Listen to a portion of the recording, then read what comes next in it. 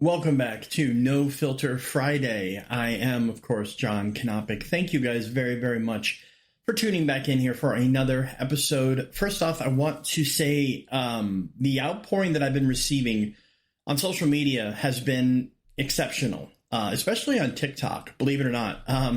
It was from the most unexpected of places. I was not anticipating TikTok to be the source that I'd be getting not only the most views for the most part of all the clips and things I've posted up, but also the amount of comments. This is what I've been wanting all along, guys. This is exactly what we're trying to achieve with this podcast, is to get the conversation started, to get the narrative moving, regardless of what side you're on. If you're a red MAGA lover, if you're a blue Biden, Harris, Dem supporter, if you're a gray independent, if you're a Green Party conservative, I mean, whatever the case is, your opinions are all valid. Your opinions all hold meaning. They all hold weight. And I appreciate all of them. I don't feel like people are being combative. I don't feel like people are, ripping other people down necessarily just because of that one person's opinion, which is exactly what this show is. It's all opinionated.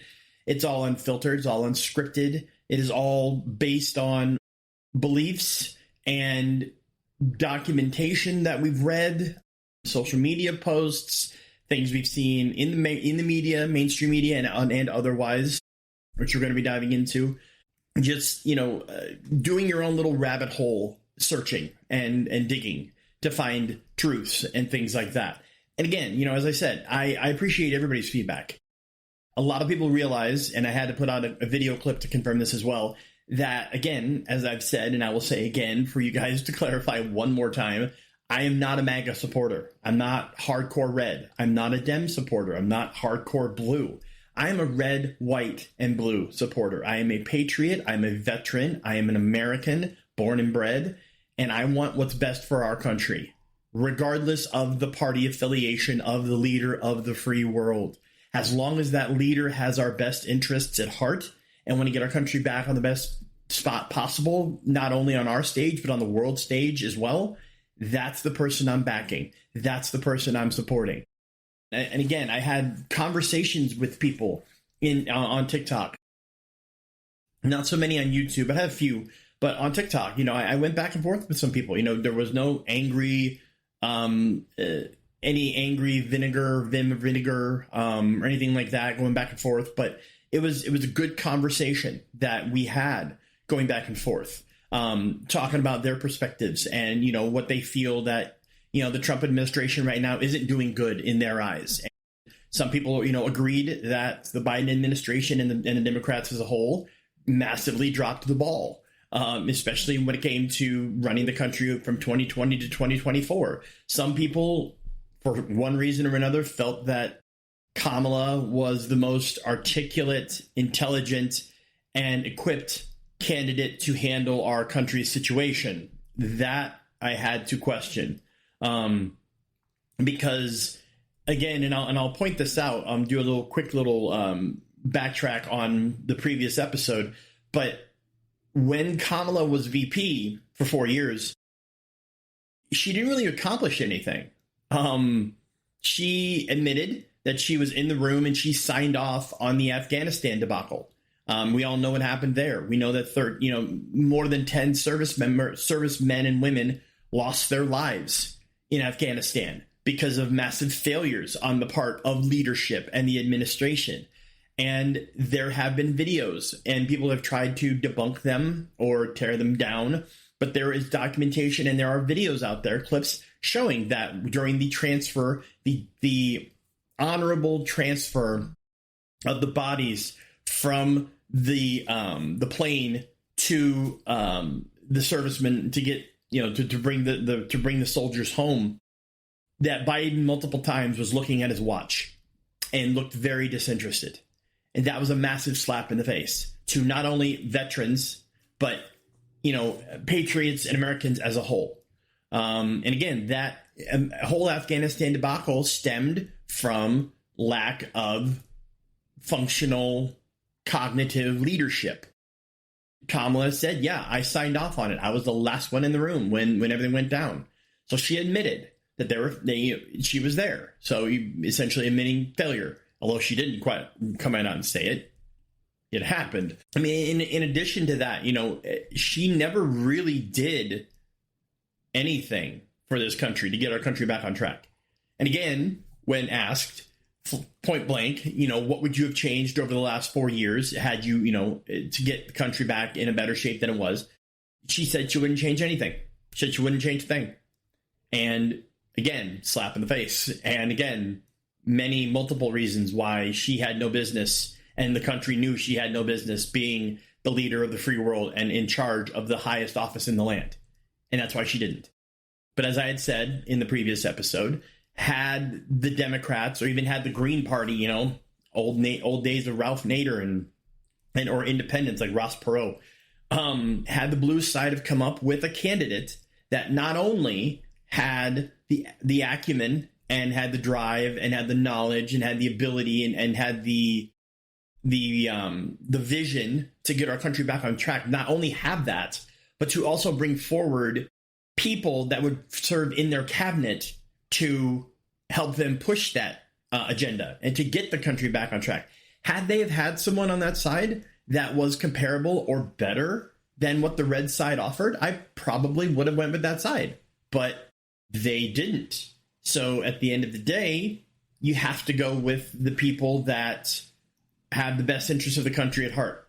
And although now people are still saying, oh, well, Trump doesn't have that, and he's a megalomaniac, and he's slowly tearing things down, and we're just all blind to it. No. Just from everything that's happened over the last 100+ days since he's gotten into office, he's done exactly what he said he's going to do. And that goes a long way towards everybody saying, well, he says one thing but does another. And that hasn't happened. And there are still, unfortunately, people in the government, judges and other people, that are still trying to circumvent his agenda and his vision and his goals. And he's trying, him and his cabinet of people that he trusts are trying their hardest to get that rectified. But it is a very slow going process because that kind of corruption and nefariousness is so far ingrained in the fabric of our government. It's not something that can be fixed overnight. It is something that will take quite a while for them to get all rooted out. And there are checks and balances that they have to go through. And there's different, judicial things that they have to overcome. It's not cut and dry, but it will eventually get done. And, again, this all wraps itself up in a nice, neat little bow to my episode for this week, which is going to be focusing on media narratives and public perception. Who actually controls the story? Because you see, the problem is that back in the day, I should say back in the day, or I shouldn't really say back in the day, but even before my time, like going back, into the 60s and 70s, your media was, and I hate to use Fox News' slogan for this, but I'm going to anyways, for the majority of it, mainstream media back in the 60s and 70s and 50s, 60s, 70s, they were fair and balanced. Just at the end of every working day, you could turn on your TV set and you could see Walter Cronkite.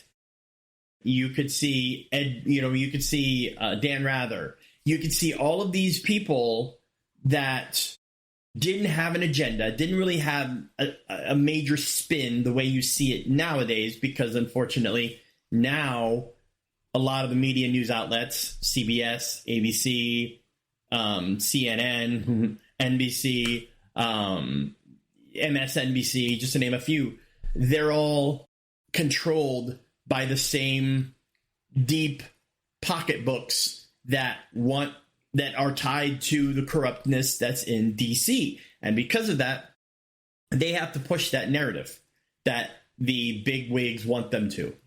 And unfortunately, for them, now that the Trump administration is back in office, they're being taken to task over this, as they should be. Case in point, the CBS debacle interview with Kamala, where not only did they not air it in its aired in its entirety and in just unfiltered raw footage, but they spliced together answers. Like, she answered a question one way, they didn't like the way it sounded. She was getting all word salady and saying stuff that was detrimental to their narrative. So they had to splice in a different answer from a different question and merge them together.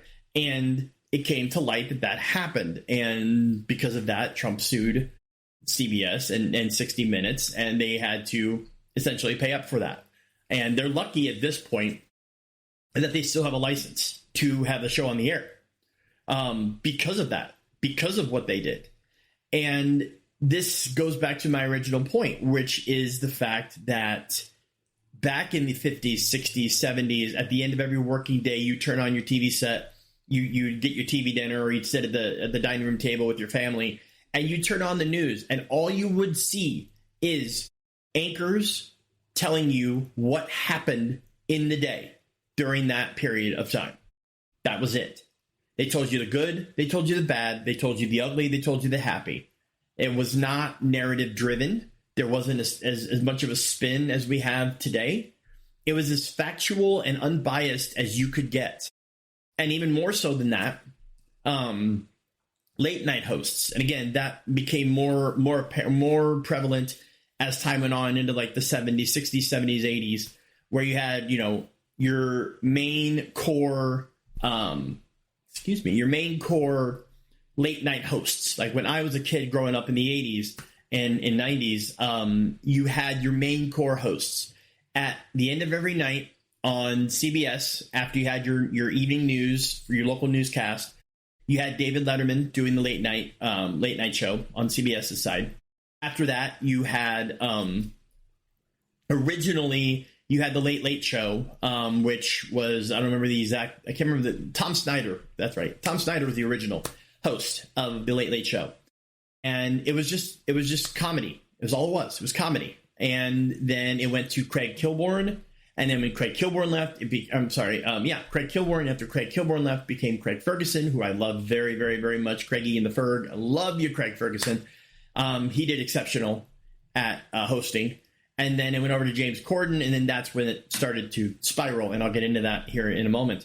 On the NBC side, at night, after your local news, you had The Tonight Show, a staple of Americana growing up way back in the day, from like Steve Allen days to Jack Parr to Johnny Carson, who was the GOAT then, all through my childhood. And then he left, he retired and went to Jay Leno. And then Leno did his thing for a bit. And then Conan got his chance to briefly host the Tonight Show. And then they didn't feel that the ratings were doing what they needed it to. So they essentially told him, you can either push the show later or you're, best of luck in your future endeavors. So he took the buyout and he left. They gave it back to Jay. The ratings tanked even worse. So then Jay handed it off to Fallon, and then it spiraled down, and I'll get into that again in a minute. But after Carson on NBC in the 80s, you had the late night with David Letterman. Letterman actually hosted late night after Carson before moving up to CBS to host a late show. And again, Letterman, when he was on NBC, it was just comedy. It was just him. He had Jerry Lawler and Andy Kaufman. Andy Kaufman, rest in peace. I love you, Kaufman. One of the greatest comedians of all time. I'll get into that in a future episode. But, he had them on. And they had their big, blowout, which people didn't realize was actually a work between the two guys to further storylines down in Memphis. But, Letterman, again, there was no real political spin to his show. It was just comedy. It was just what he was there to do. And that was just to make people relax at the end of the day before they went out to sleep, or people were falling asleep to it. And then on the ABC side, you had your late news. They didn't really have a late night show. It was Nightline, which was just basically ABC News late night edition. where they went through the days. They did a little more stuff with politics and real world events and things like that. But there wasn't really any spin there. Then, unfortunately, at some point, I want to say it was in like the 90s, late 90s, mid to late 90s, everything started to spin politically. Bigwig, the companies ended up, the TV stations and things ended up becoming in cahoots with the deep pocketbooks of, all of the big billionaires that are deeply rooted with governments and the corruption therein. So they felt like, we need to get our narrative pushed on a grander scale because CNN wasn't really getting the ratings they were needing it to. MSNBC, even worse. They didn't have the big enough medium that they felt they needed to really get their narratives pushed. So essentially what they did was they instilled no longer traditional late night hosts. They instilled corporate political puppets posing as late night hosts to do their bidding.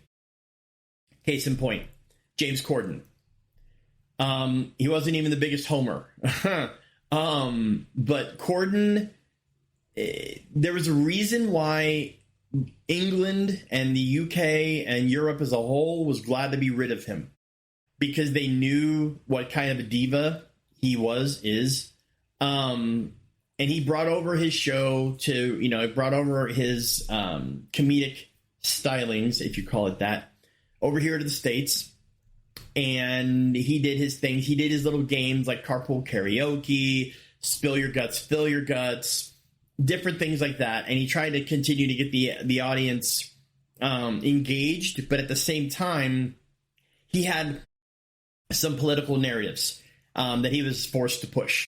Not to the level of the other gentlemen, if you call them that I'll be mentioning here momentarily, but he still showed his true colors as time went on. And when it was time, like he did like 7 years, I believe it was, and then he decided, CBS decided, you know what, this isn't working for us. And Corden decided that he wanted, at the time he decided, they wanted to offer him an extension, but he decided, I'm going to do one more year, but I want to go back to England. I want to go back into like doing Broadway, and I want to go back home and help with my, watch my family grow up and things like that. So he left. And when he left, it became After Midnight, which was hosted by Taylor Tomlinson, which has only lasted a couple seasons, and then she bolted because she obviously realized that it wasn't the life for her, and she wanted to get back into doing stand-up, which she's much better at. No offense to her. She's an incredible talent. But At Midnight, which was a show that Comedy Central did, hosted by Chris Hardwick, leaps and bounds better. That was the OG show, comedy game show. And After Midnight was created by the individual who took over for David Letterman. And I'm kind of like ranking these guys in a way from, on a political spin level, from least amount of political spin, but still some spin, to hardcore political homer. And like a person who has no business being in a late night slot because of that fact. So Corden's like baseline. I mean, he's got his spin, but not to the level of these other gentlemen. And I'm going to get into the one who created After Midnight, and you'll see exactly why I'm saying what I'm saying here in a moment. Moving over to NBC. After Conan, the Jay Leno debacle, they decided, we need an NBC guy to take the reins, not only for Leno's slot on the Tonight Show, but also for the slot that Conan gave up, because David Letterman was a late show on NBC after the Tonight Show. It was Letterman, then it became Conan, and Conan did that for eons, and he did exceptional. And then he left that show because he was ascending to the Tonight Show, which obviously, didn't pan out after one season. So when he left, they needed someone to fill that slot. So briefly, Jimmy Fallon took that slot, and Fallon hosted that late night after the Tonight Show. And then once they figured out Jay's rebirth was not going the way they intended it to, they basically said, hey, okay, now let's do another ascension attempt. Let's get Fallon up to the Tonight Show, and we're going to have one of our head writers from Saturday Night Live, a Saturday Night Live alum, Seth Meyers, is going to host the Late Show on NBC. So Fallon took over the Tonight Show, and he kind of went in the same vein of Corden on CBS, where he was playing his games. He had he still plays a buttload of games all the time with his guests and things. And again, on the level of spin, political spin, Fallon is a little bit higher than Corden. He has more, you can see more political bias in his output of his shows than what Corden had. Again, not to the level of the next few gentlemen, starting with Seth Meyers, who, he did better in the SNL gig. He was better as a writer. He was better behind the scenes. He obviously was on camera too. He was a cast member briefly, and he also hosted Weekend Update with Tina Fey, and so did Fallon. But Seth has more of a political leaning, and his late night show is struggling in the ratings. It's only hanging on because of the fact that NBC really isn't putting too much effort or stock into their late night shows. So he has more of a safety net. So Seth would go right up above Fallon in that aspect. Seth does some skits and things, but not to the level that Fallon does on the Tonight Show. And then you've got the two biggest political homers out there, and it's a close race, neck and neck, between which one is worse, depending on your perspective. And we're going to start. I'm going to rank them. This is my opinion. Unfiltered Friday, my opinion. Come at me if you want, and if you want to re-rank them, feel free. But to me, the number 2 political homer, not quite up to number 1, but number 2, in my opinion, Stephen Colbert. This ties into his time when he was on The Daily Show, which is on Comedy Central. It was originally, The Daily Show was originally, again, Jon Stewart's baby, and The Daily Show was trying its hardest to be a comedy news show, but as time went on, and the pockets were greased, I should say, it became more and more obvious of their political leanings. Jon Stewart started out as completely middle of the road. He was there just to give news in a funny way. But as time went on, he leaned way more on the blue side and way more liberal. He tries to still throw in some conservative support every now and again, but you could still see the hardcore liberalness coming through when he helps out. Some of his correspondents on The Daily Show have very strong political leanings. Case in point, John Oliver, and he hosts his show he hosts his show on HBO, and Last Week Tonight with John Oliver is the name of it. And if you watch that show, you'll see, again, very, very, very, very liberal. He makes no bones about that at all. His disdain for the conservative side of things and Trump and stuff like that.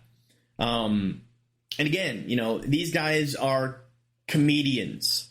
They're not in the political space at all. They shouldn't be pushing narratives like that. That's not that's not the lane that they're supposed to be in.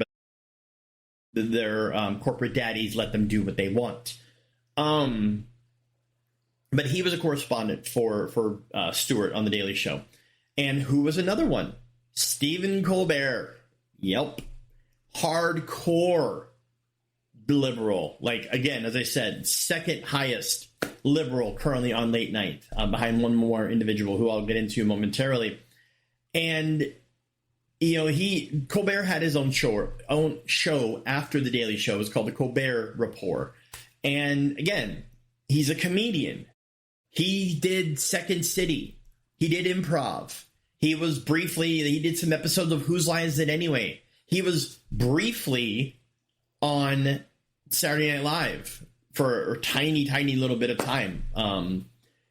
So again, comedian trying to push hardcore political narratives. And he has no standing in the political field.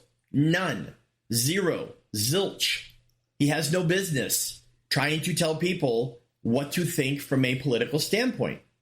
But again, that ties back into what this episode is all about, and it's media narratives and public perception. Who controls the story? And right now, the story is controlled by the people with the deep pocketbooks. The ones that are behind the scenes pulling the strings. The ones that are in bed with the corporate greedy politicians in DC and other places, not just in DC, but throughout the world. Colbert makes no bones about his political leanings and affiliations. He did his show, The Colbert Report, and CBS, who again is in the same bed as Comedy Central. I think they're all through Viacom, I believe. Don't quote me on that, but I'm pretty sure. They decided, hey, you know, after Corden's show is done for the night, we want you to take over that late slot. We want you to be a late host, the late show host. And so right now on CBS,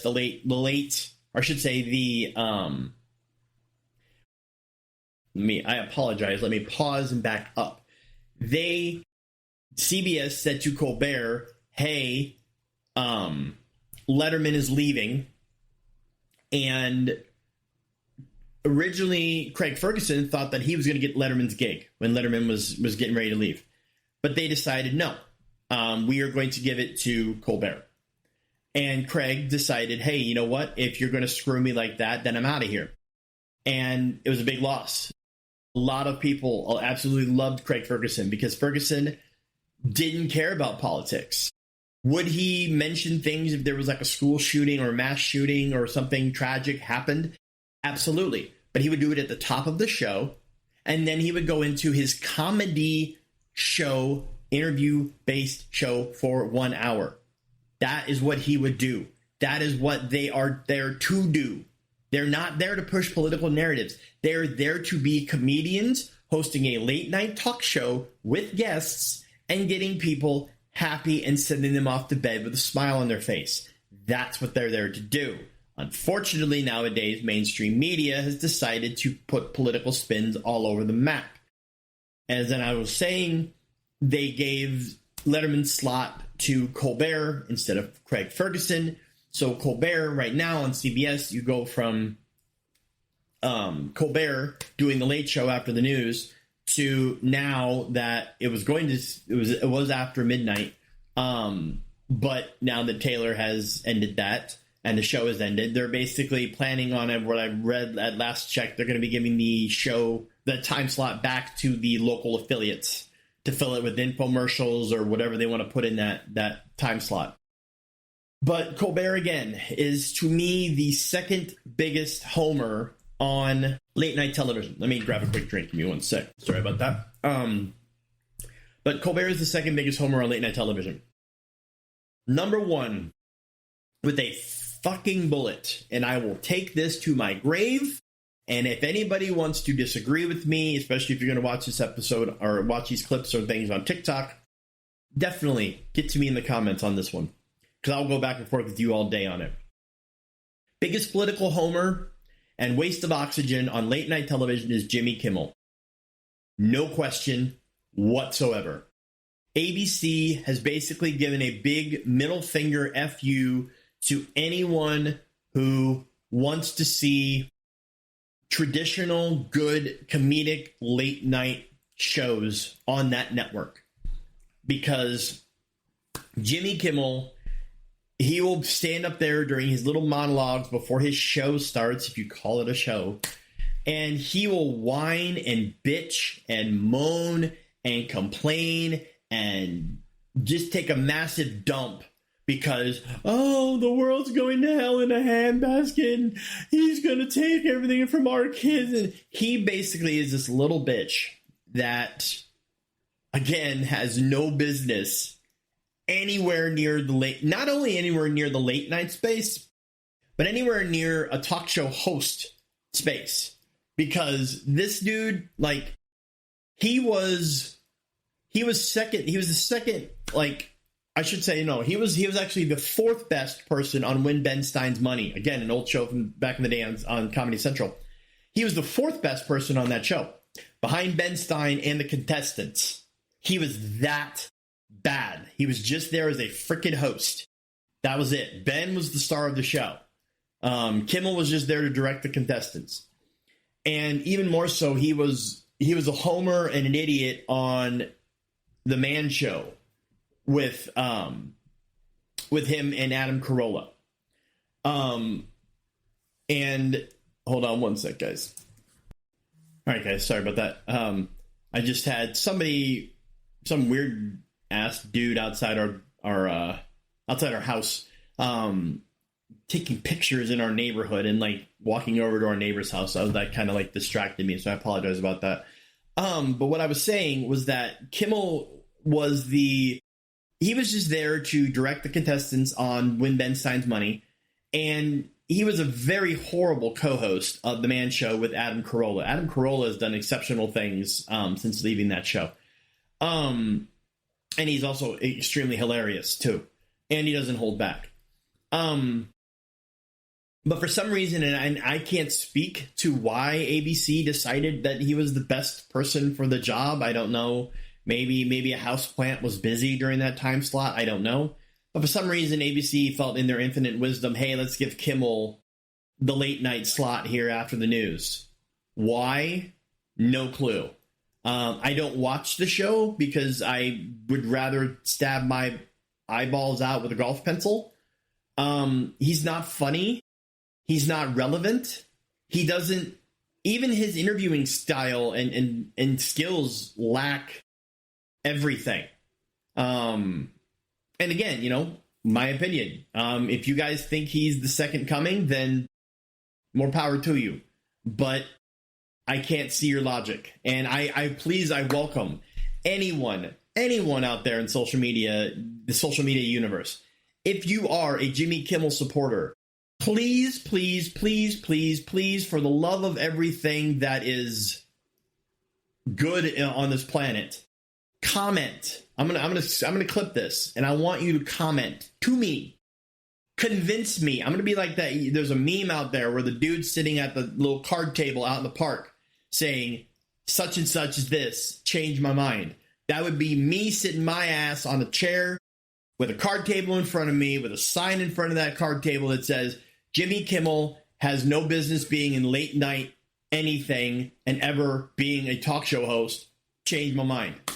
And I want you guys to do it. I want to know if you're a supporter and you will actually legitimately admit that you're a supporter of his. Come at me. Tell me why. I want to sip some of your Kool-Aid. I want to know why you feel that he's deserving not only of that slot, but that he's legitimately good at what he does. Because I guarantee you, we ain't going to be getting many comments to that end, because it's not true. He's just, it's disgusting. And again, this goes back to everything that I was saying. Mainstream media, unfortunately, nowadays is not the way it was. Good old days are dead and gone, guys. And that's the worst part about it. There were times when I was growing up as a little kid, my uncle, Johnny, love you, Johnny, rest in peace. He lived in Flint, Michigan. I should say he lived in Troy, Michigan, worked in Flint. And he used to come to Iowa to visit. And even when he lived in Missouri City, Texas, and outside of Houston, he came up to Iowa. When he used to come and visit, My mom and dad used to let me stay up and watch the top 10 list of Letterman with my uncle. And we used to talk about sports and other things. And I miss those days. I miss those days of being able to turn on the TV at night before you're going off to bed and just be entertained for an hour. Letterman or Carson or, I'll even go so far, as to say even Leno for a time when Leno originally came out. And of course, Craig Ferguson, as I said before, love Ferguson. Those days were so enjoyable, not only as a kid, but as an adult, watching reruns of those and old things and reminiscing. Because unfortunately now, the mainstream media shapes what we believe because of all the money that's being pumped into their channels to do that. And unfortunately at this point, there's still at least close to the half of the country that blindly follows it and eats it up with a spoon and takes everything as gospel. Even though if they stepped back, questioned things more, and looked more into narratives and looked more into the why this stuff is coming out and not just say, well, that's just the way things are on TV nowadays, they would see the nefariousness. They would see the true greed and corruption and underhanded tactics that are going on behind the scenes that are dictating what you see on TV nowadays. And unfortunately nowadays, again, social media becomes a massive speaker of that narrative. Twitter, X, whatever you want to call it, especially, that's a big one. Facebook, not as much, because Facebook, it's more you're putting up your own content and then other people are commenting on it, whereas Twitter, it's the wild, wild west, essentially. And Reddit is another one. Although Reddit does a lot more investigation and rabbit hole diving and conspiracy stuff and things like that. So with Reddit, chances are you're going to be getting a lot more legitimate, unfiltered information as compared to like X or Facebook. When I was growing up, Facebook was, you got to see what your friends were up to and you got to talk about what you did during the week or like what shows you were looking forward to watching or what movies you were going to go see and shit like that. Whereas nowadays, it's just so much filtered random crap, and Facebook throws all these stupid ads at you. A lot of them, there are political ones in there, and they track your data so much that the moment you start even like glancing at someone's page, bam, you're getting 75 million ads directed towards that kind of view. But it sucks because you want to be able to get your information, get your news, get your pertinent data, and not have to worry about it having a massive lean one way or the other attached to it. You want it to be as unfiltered and raw and unbiased as possible. And you can see all these other like news media outlets out there that say that they're unbiased, that say, oh, we're going to give you nothing but the facts. Unfortunately, not always true. And this goes both ways. I am not saying that mainstream media as a whole is completely blue. Not saying that at all. I'm saying the majority of mainstream media that you see out there now is blue, is liberal, is slanted that direction. But not all of it. There are some out there that still try to stay a little bit middle of the road, and there are some out there that are lean more to the red side, like Fox News. News Nation is another one. I want you guys to let me know again in the comments if you can think of any out there that come to the top of your mind that are, from what you can see, for the most part, down the middle, unbiased. I can't think of any off the top of my head. I can't think of any. And that's unfortunate because it shouldn't be that way. If we're ever going to get this country back on track to where it needs to be, we need to be able to get everybody on the same page. And we're not there. And it's only going to get worse the more we bash one side or the other, or make it seem like, oh, this person's in power. These guys on mainstream media told me that I have to hate this person, so I hate them.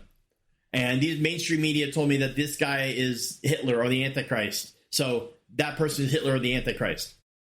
And that's it's horrible that mainstream media does that.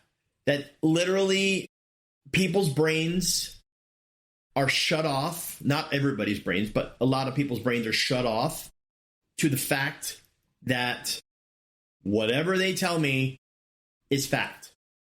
Period. End of discussion. Full stop. And that's horrible. Because back in the 50s, 60s, 70s, you could relatively assume that they were giving you the facts, the unfiltered, unbiased, unleaning facts. Nowadays, ain't the case. Anywhere you go.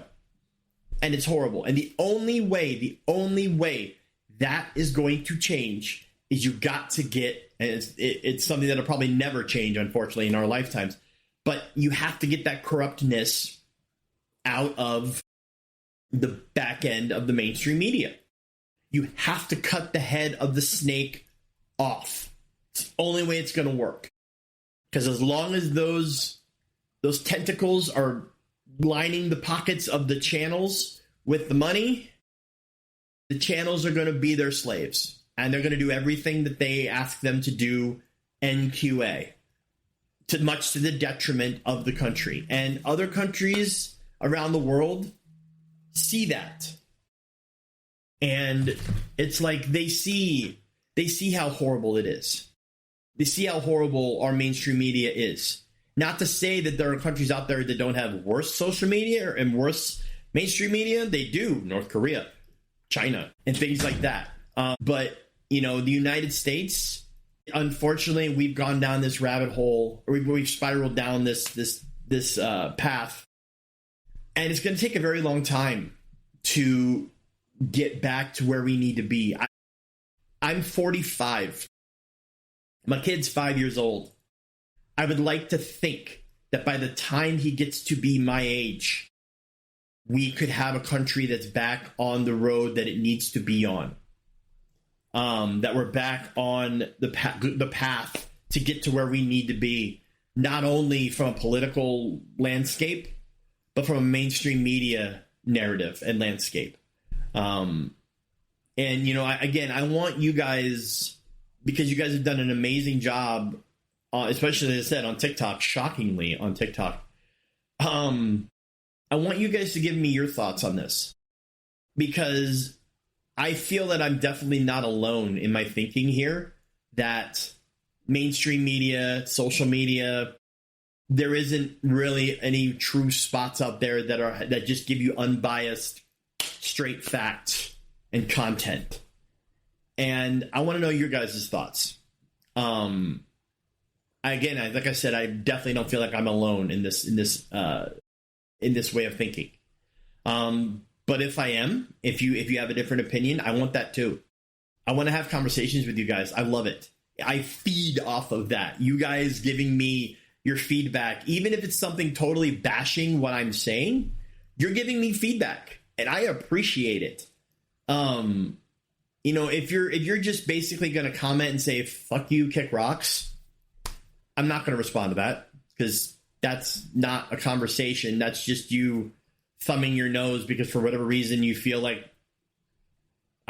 my opinion is shit, and that's great that you feel that way, but at the same time, how about you give a little context as to why you feel that way?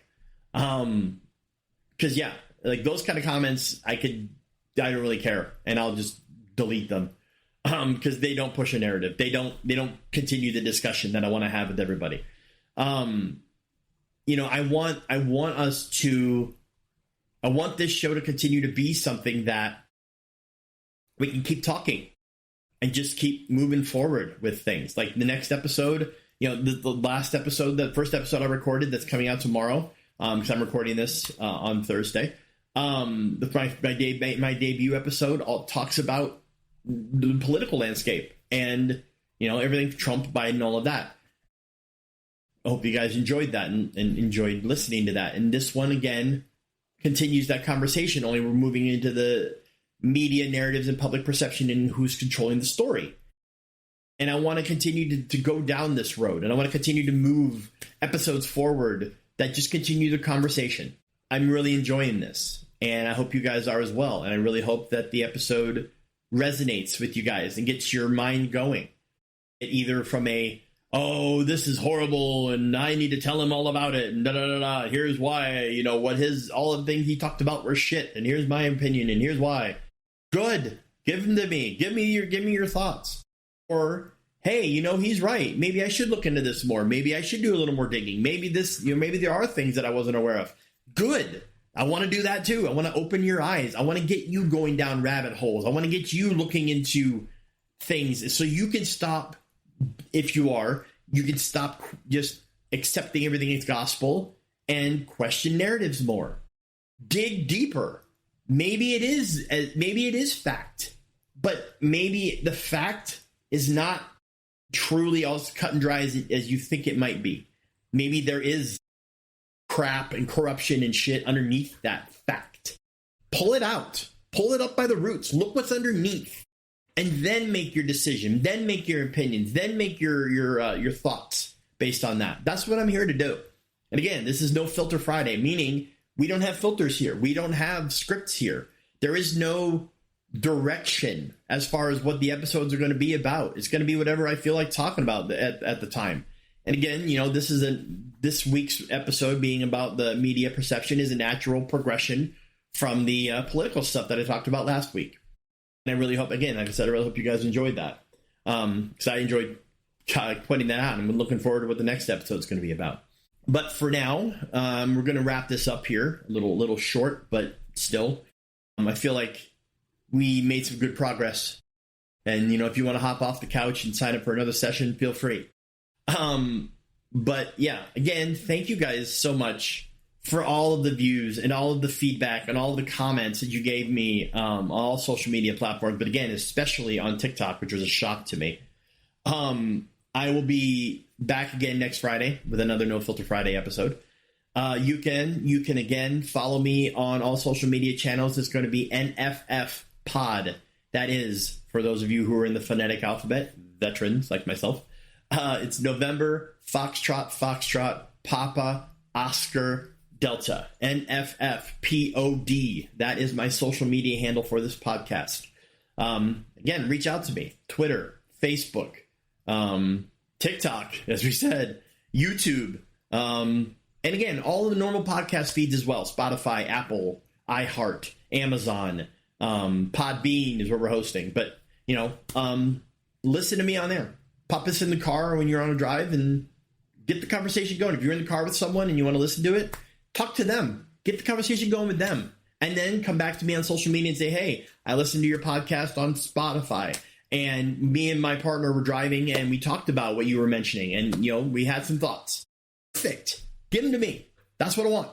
I want your guys' thoughts. I want your guys' feedback, because those feedback and those comments are going to drive our future narratives and our future conversations. And eventually, I want to get some guests on here too. I'm going to get some live people giving me their input, live and in living color. So, you know, I want to do that as well. I want to get that going as time goes along. But for now, I'm going to wrap up this episode of No Filter Friday that dealt with the media narratives and public perception and who controls the story. I have been John Kanopic. I thank you guys again so much for all of your feedback and for tuning in, be it on YouTube or any podcast feeds. We will be back next Friday with another episode of No Filter Friday, unscripted, unfiltered, unapologetic, unbothered, unburdened. But for now, I'll leave you with this. Ladies and gentlemen, take my advice. Pull down your pants and slide on the ice. Have a great week. Stay safe. Question everything, and we'll see you next time. Adios.